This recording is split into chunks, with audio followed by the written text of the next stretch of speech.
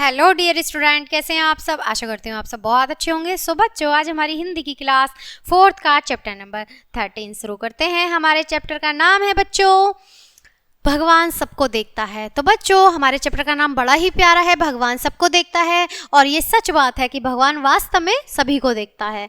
तो बच्चों, आइए हम अपने पाठ को शुरू करते हैं बिना देरी करे। एक किसान था, उसके एक बेटा रामू था। ठीक है, एक किसान था, उसका बेटा एक रामू था।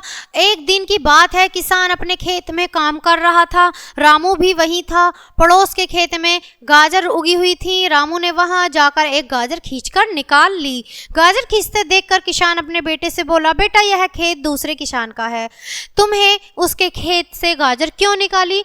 रामू बोला, मैं जानता हूँ यह हमारा नहीं है, यह खेत राधे काका का है, परंतु काका इस समय नहीं है। बेटे की बात सुनकर किसान बोला, बेटा राधे ने तुम्हें नहीं देखा, परंतु भगवान तो देख रहा है, वह सबको देखता है। रामू को अपने पिता की कही बात समझ आ गई।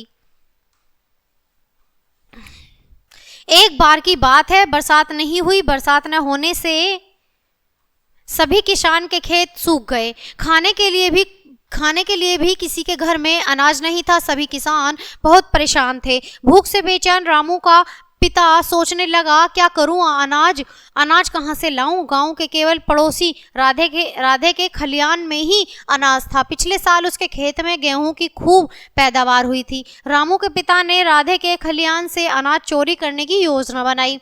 रात को 2 बजे उसने बेटे रामू को जगाया। दोनों राधे के खलियान पर पहुंचे। किसान बोला, बेटा तुम देखते रहना, यदि कोई इस तरफ आए तो मुझे जल्दी से बता देना। बेटे को समझाकर किसान राधे के खलियान में घुस गया। जैसे ही किसान ने अनाज उठाना शुरू किया, उसी समय रामू बोला, पिताजी रुक जाइए। किसान जल्दी से रामू के पास आकर बोला, क्या कोई यहाँ आ रहा है, यहाँ कोई देख रहा है? रामू ने बड़े भोलेपन से कहा, पिताजी इस तरफ कोई आ तो नहीं रहा है, लेकिन भगवान देख रहा है। रामू के मुख से यह सुनकर किसान की गर्दन शर्म से झुक गई। उसका हाथ कांपने लगा। अनाज की ब्योरी हाथ से छूट गई।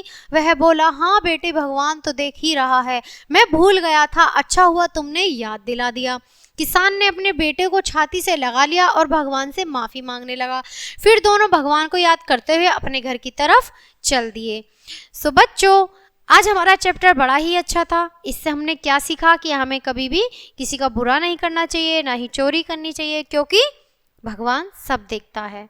तो ये पार्ट हमारा यहीं ख़त्म होता है। मैं आपसे विदा लेती हूँ, मिलती हूँ आपसे नेक्स्ट पार्ट में नेक्स्ट वीडियो के साथ। तब तक के लिए बाय बाय प्यारे बच्चों।